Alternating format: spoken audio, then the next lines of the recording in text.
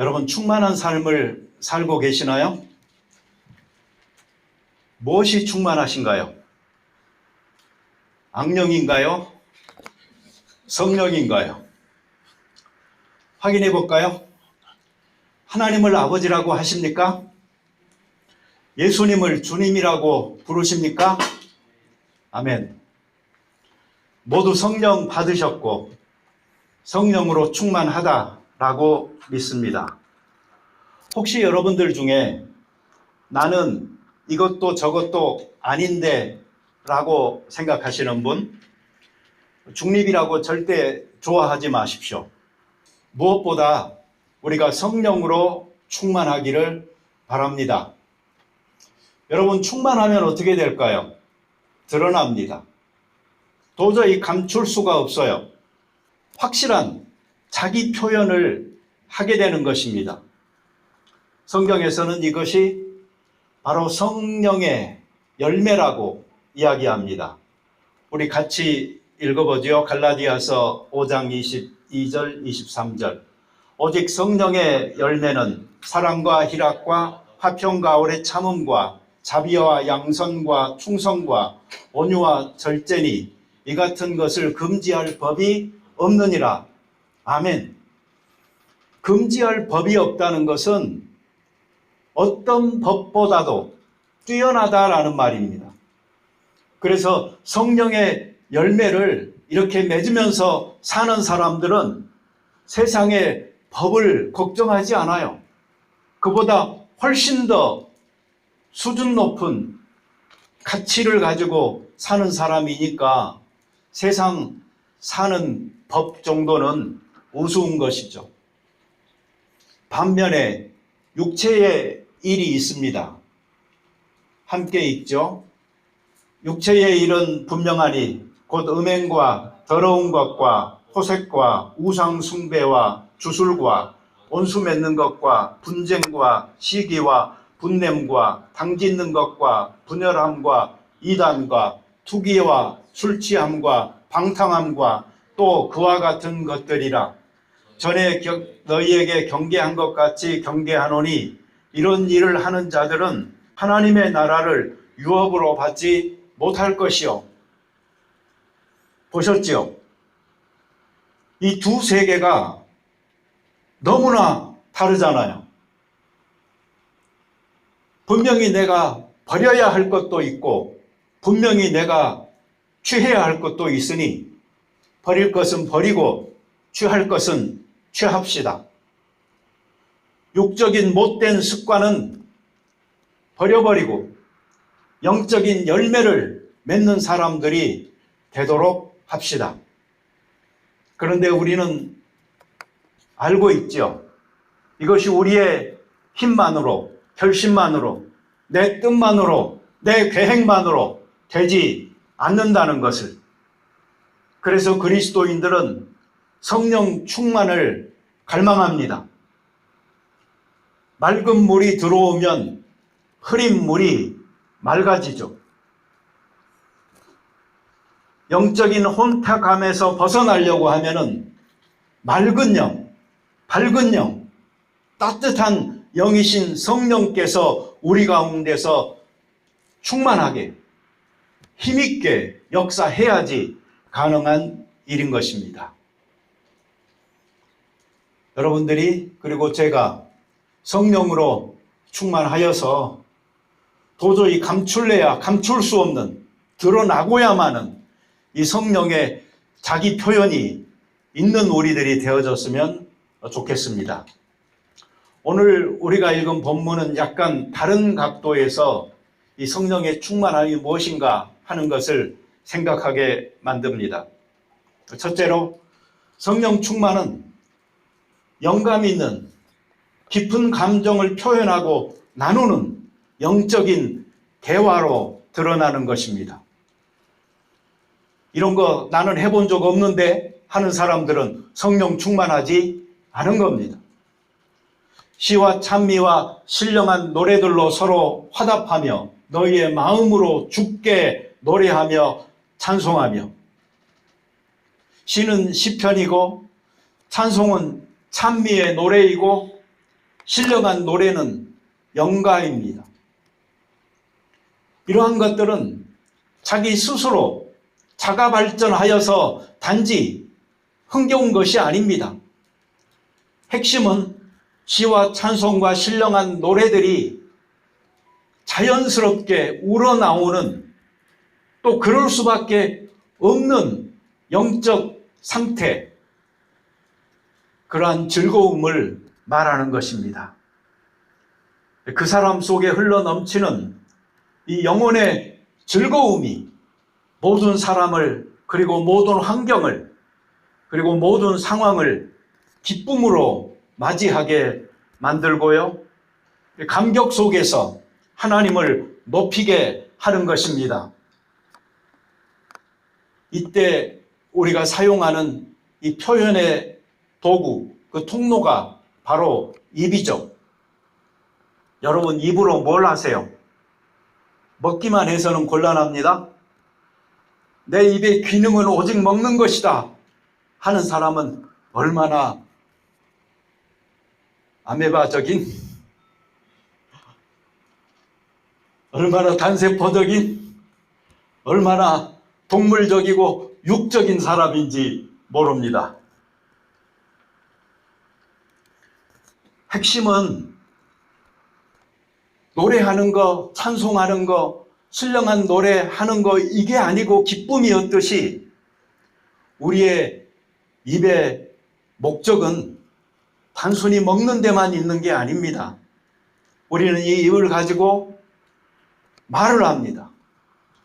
그리고 노래를 합니다. 예수님께서 이런 말씀 하셨죠. 입으로 들어가는 것이 사람을 더럽게 하는 것이 아니라 입에서 나오는 그것이 사람을 더럽게 하는 것이다. 아무리 좋은 것을 내가 먹어도 내 입에서 나오는 게 더러운 것이라면 내 안에 더러운 것이 가득 차 있을 뿐인 것입니다. 어떤 사람은 이 입을 가지고 저주하는 말과 노래를 하고, 어떤 사람은 축복하는 말과 노래를 합니다. 야고보서 있는 말씀처럼 한 입에서 찬송과 저주가 나오는 것입니다. 만약 우리가 이 두 개를 너무나 자연스럽게 스위칭하면서 오고 가면서 살고 있는 사람들이라면 야고보가 하는 이 말을 들어야 합니다. 형제들아, 이것이 마땅하지 아니하노라.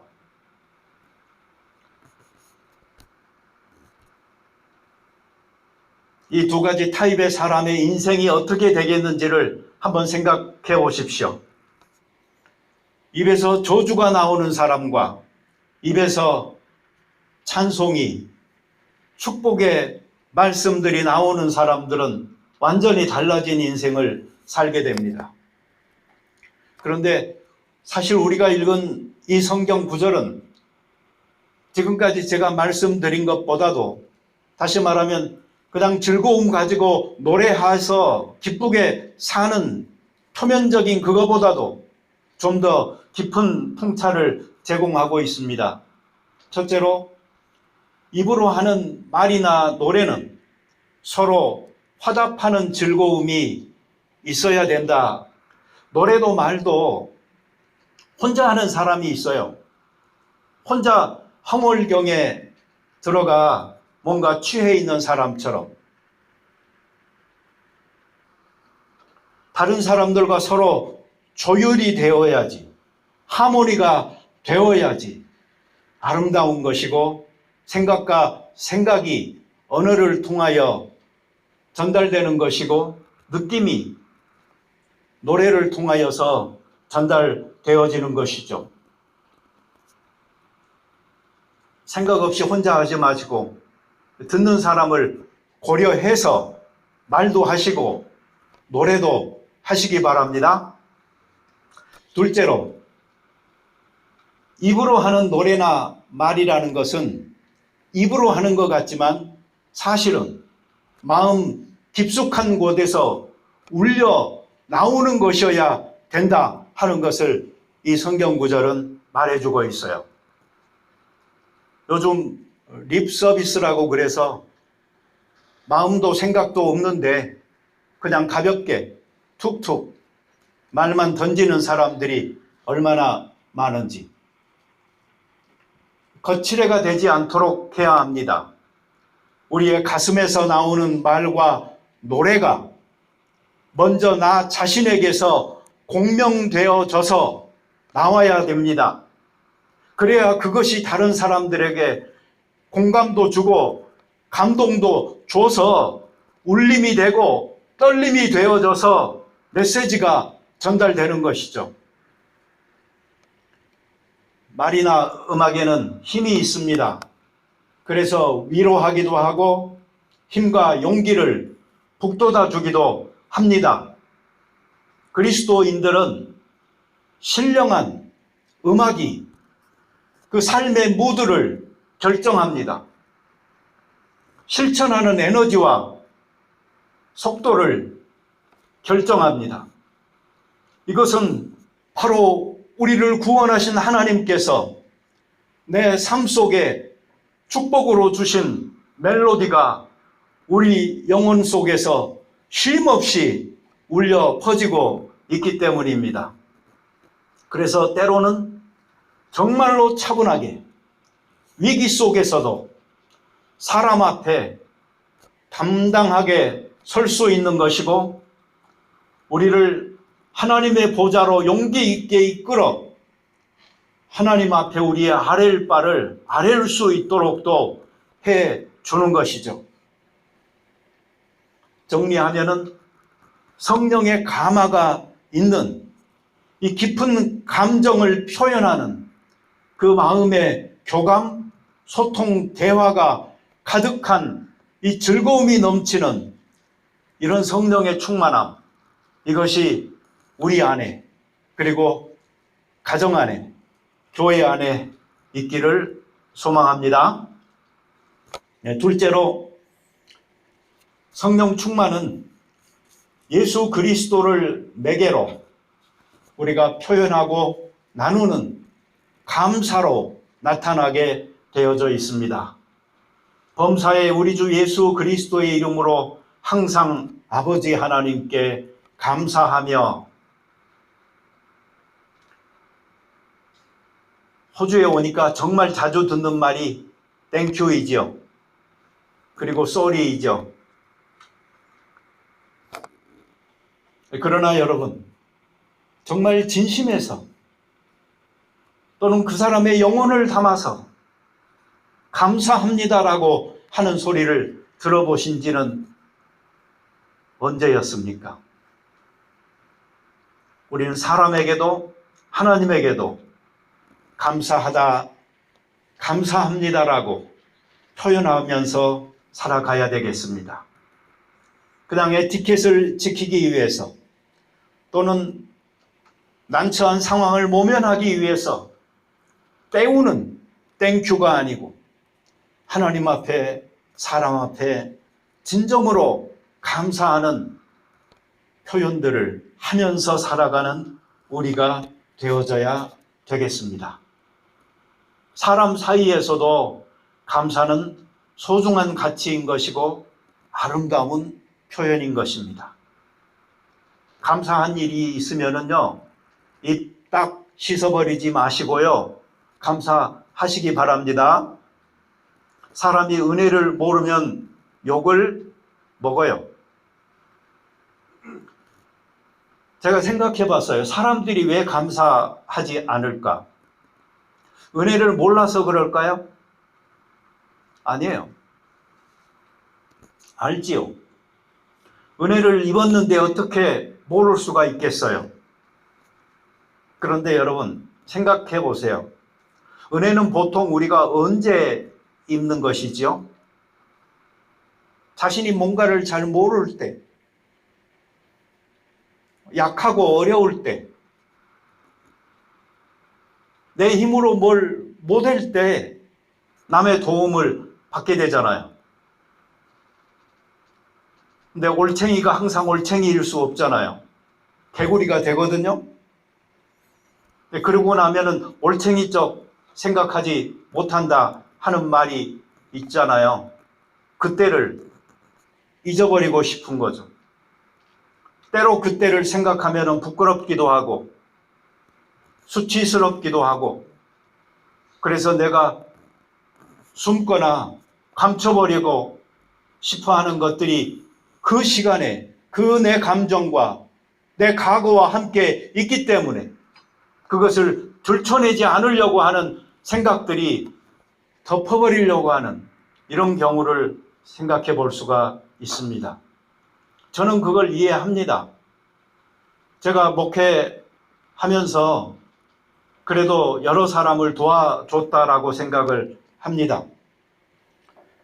그런데 여러분, 도움을 준 그 사람들과의 관계는 오래 가지 않아요. 그래서 이제 저는 그렇게 생각해요. 누가 좀 큰 도움을 필요하다고 하잖아요. 그러면 도와주면서도요, 아, 오래 가지 않겠구나 라는 생각을 합니다. 소소한 도움을 주고 받는 거 얼마든지 좋아요. 그리고 감사를 표현하고 또 감사를 받아들이고, 얼마나 인간적 따뜻한 훈훈함이 있습니까? 그렇지만 어떤 큰 일로 이 도움을 주고받는 일은 좀 없었으면 좋겠어요. 제가 보니까 가장 대등하게 친구처럼 어울린 사람들이 오래 가는 것이지, 일방적으로 도움을 받거나 또 주거나 했던 사람과의 관계가 원만하게 오래 가기가 힘들더라고요. 그런데 혹시라도 그런 일이 있잖아요. 그럼 대단한 거예요. 왜 그런 거 아니? 그런 사람들은 굉장히 성숙한 자존감을 가지고 있기 때문에 가능한 거거든. 사람에게도 감사해야 되지만 하나님께 감사해야 됩니다. 이 궁극적 감사의 대상이 하나님이시고, 감사의 통로는 예수님이시고, 감사의 시간은 항상이라고 이 성경이 말하고 있잖아요. 데살로니가전서 5장 18절에 범사에 감사하라, 이는 그리스도 예수 안에서 너희를 향하신 하나님의 뜻이니라 라는 말씀에 있는 그 범사, 그거는 모든 것, 모든 사건, 모든 환경을 의미하는 것이고요. 오늘 우리가 읽은 본문에 나오는 항상 감사하라 했을 때 그 항상은 시간을 말하죠. 어떤 시간이든.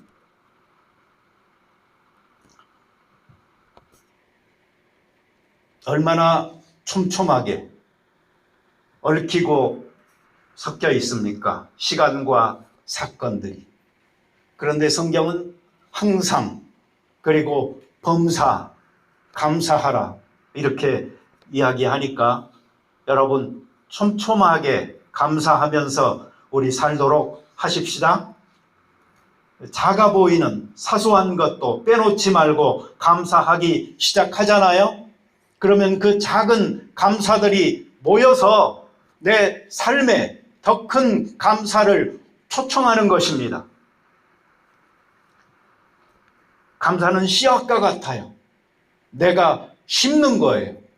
그러면 그 감사가 큰 나무가 되어져서 나에게 보상을 하게 되는 것입니다. 감사는 우리가 삶에 임하는 태도인 것이고, 삶에 임하는 이 감사의 태도가 바로 우리들 삶의 행복을 결정하는 것입니다. 살아온 과거에 대해서 감사합시다. 살고 있는 현재에 대해서 감사합시다. 앞으로 살아갈 미래에 대해서 감사합시다. 현세에 대해서 감사하고 내세에 대해서 감사합시다. 나에 대해서 감사하고 너에 대해서 감사하고 우리에 대해서 감사하고 그들에 대하여 감사합시다. 빌립보서 4장 6절 말씀처럼 아무것도 염려하지 말고 다만 모든 일에 기도와 간구로 너희 구할 것을 감사함으로 하나님께 아뢰라. 영어를 써놨어요. 다 읽지 마세요. 제가 요약해 드려요. Don't worry anything, but pray everything with thanksgiving. 너무 쉽잖아요. 어떤 것도 염려하지 말아라. 그러나 모든 것에 감사함으로 하나님께 아뢰라. 네, 이것이 바로 우리 그리스도인들이 세상을 살아가는 마음 자세인 것입니다. 감사는 다함도 끝도 없습니다. 나중에 감사하려고 아껴두지 마세요. 이자부터 돌아오지 않습니다. 오히려 손실만 계속될 뿐입니다. 감사를 아낄수록 현재는 뭘로 가득 차게 될까요? 짜증과 불만과 불평이 그 자리를 대신합니다. 그래서 내가 바로 그 대표자가 되는 것이죠. 셋째로, 성령 충만은 그리스도께 하듯 우리가 서로 표현하고 나누는 피차 복종하는 태도로 나타납니다. 반발심 생기는 분들이 있죠. 원래 그래요. 순종, 복종 뭐 이런 말 나오면 무조건 반항부터 하시는 분. 성경 말씀입니다. 그리스도를 경외함으로 피차 복종하라. 우리는 그리스도께 복종합니다. 그러나 거기에서 끝나면 안 됩니다. 사람에게도 복종해야 합니다. 넘어야 할 허들들이 있습니다. 복종이라는 말과 함께 내 감정을 때리는 부정적 생각들을 극복하고 떨쳐낼 수 있을 만큼 건강한 자존심이 우리에게 있고 폭넓은 품을 수 있는 인격이 됐을 때에 이 복종이 의미하는 바가 무엇인지를 깨닫게 되는 것입니다. 복종이라는 말 속에 함께 묻어오는 패배자, 실패자, 무릎 꿇는 것, 수치감, 치욕감, 다 뺏기는 것, 죽음, 이러한 생각들을 우리가 극복할 수 있을 때에 복종하게 됩니다. 여러분, 성경은 일방적 복종을 강요하지 않습니다. 두 가지 안전핀을 제공합니다. 첫째는 그리스도를 경외함으로, 즉 그리스도를 대하는 마음으로 복종하라. 이런 말이 낯설지 않지요. 성경은 예수님께서도 하나님께 복종하셨다라고 이야기합니다. 사람의 모양으로 나타나사 자기를 낮추시고 죽기까지 복종하셨으니 곧 십자가에 죽으심이라. 그래서 성경은 우리에게도 복종을 배우라고, 복종을 실천하라고 말하는 것입니다. 항상 복종하여 두렵고 떨림으로 너희 구원을 이루라. 둘째는 이 피차라는 안전핀이죠. 복종하기 힘들죠. 그렇지만 서로 복종하게 되면 어떻게 될까요? 완전히 달라지는 것이죠. 최고의 대접을 서로에게 베푸는 최고의 윤리를 찾아볼 수 있는 아름다운 공동체를 발견할 수 있는 곳, 그곳이 바로 서로 복종하는 곳에서 일어나는 것입니다. 이 성경 구절 그 뒤에 나오는 말씀만 좋아하는 남자들이 많아요. 아내들이여 자기 남편에게 복종하기를 주께 하듯 하라. 이는 남편이 아내의 머리됨이 그리스도께서 교회의 머리됨과 같음이라. 그가 바로 몸의 구주시니라. 그러므로 교회가 그리스도에게 하듯 아내들도 범사에 자기 남편에게 복종할지니라.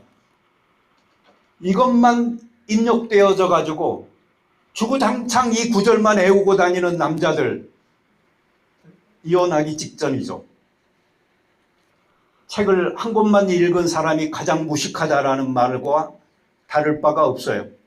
그 사람들은 가장 용감하기도 하죠. 이 말 고전에 있던 무슨 말이 있어요?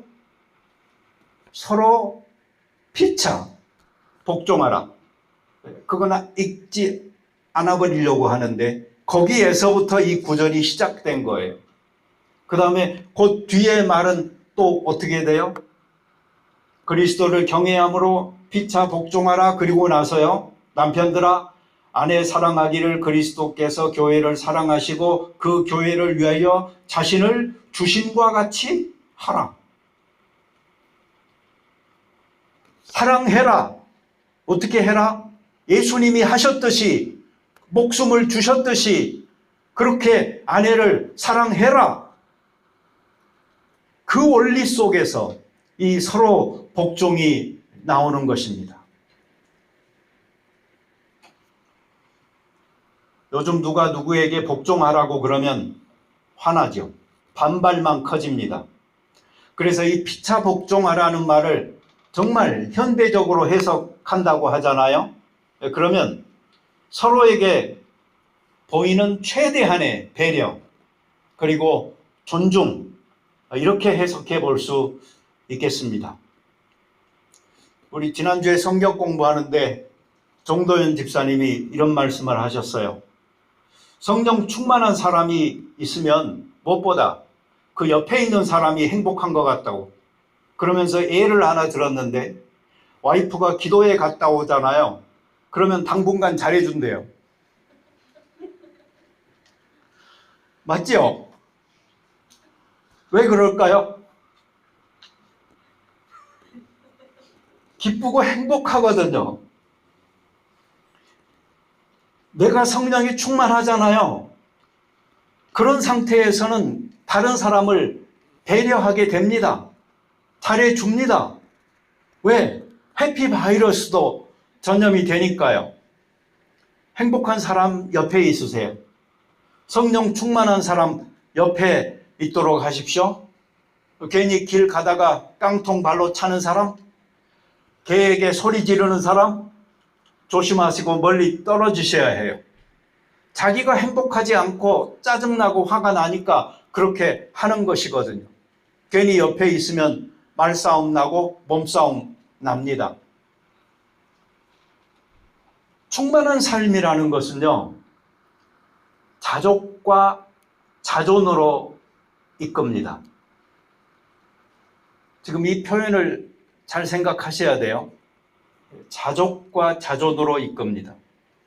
누구도 이런 사람은 어쩌지 못합니다. 제가 왜 만족과 지존이라고 하지 않았을까요? 우리를 채우는 이 만족은요, 오히려 채우기보다 부족함을 더 느끼게 만들어요. 그리고 스스로 높이는 지존은 오히려 좀비가 되게 만듭니다. 그러니 우리는 성령의 충만함을 통하여서 자족하는 마음과 자존하는 마음을 가지고 하나님 앞에서 행복하게 살 뿐만 아니고 주변의 사람들을 유익하게 할 수 있는 우리가 되어졌으면 좋겠습니다. 여러분, 무엇이 여러분들에게 만족을 주나요? 사람마다 귀히 여기는 것이 만족을 주지요. 그리스도인은 하나님 한 분만으로도 만족하는 사람들입니다. 세상 모든 것들 내가 가지지 못한다 할지라도 하나님 한 분만으로 만족할 수 있는 이 신앙의 상태, 그 성령의 충만함은 하나님의 임재 안에서 정말 비할 데 없는 행복함을 느끼는 사람들이 가질 수 있는 것입니다. 저는 오늘 성령의 충만함이 어떻게 표현되어지는지에 대해서 말씀드렸습니다. 세 가지 단어를 기억하시기 바랍니다. 기쁨, 감사, 배려. 정말로 기뻐하시고, 정말로 감사하시고, 정말로 배려하실 수 있게 되기를 바랍니다. 반대로 성령의 충만함이 나에게 없으면 어떻게 될까요? 그것은 기쁨 대신에 근심이 충만하게 되고요. 감사 대신에 불만이 충만하게 되고요. 배려 대신에 욕심이 충만하게 됩니다. 이런 에너지들이 뿜어 나오잖아요. 자신에게도 독이 되고 남에게도 독이 됩니다. 악한 영에 사로잡히면 이렇게 될 수밖에 없어요. 부디 선한 영, 성령에게 사로잡혀서 기뻐하시고 감사하시고 배려하는 삶을 통하여서 내가 성령 받은 사람들이다. 내가 성령 충만한 상태에서 살고 있다 하는 것을 주변에 전파하고 보여줄 수 있고 예수 그리스도를 간증할 수 있는 우리들이 되어졌으면 좋겠습니다.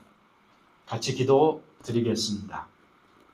자비로운 주님, 오늘날 이 세상에 악한 영에 사로잡힌 그리고 그런 상태에 머물러 있는 사람들이 얼마나 많은지 모르겠습니다. 우리는 선한 영, 성령에게 사로잡힐 수 있도록 도와주시옵소서. 그분으로 충만하게 채워질 수 있게 하여 주옵소서. 그리하여 기쁨이, 감사가, 배려가 넘쳐나는 삶을 살 수 있는 저희들 되게 하여 주옵소서. 우리를 보는 사람들이 함께 기뻐하고 감사하며 배려할 수 있을 만큼 우리 속에 있는 이 성령의 충만함의 표현들이 주변에 영향력을 미칠 수 있게 축복하여 주옵소서. 예수님의 이름으로 기도드립니다. 아멘.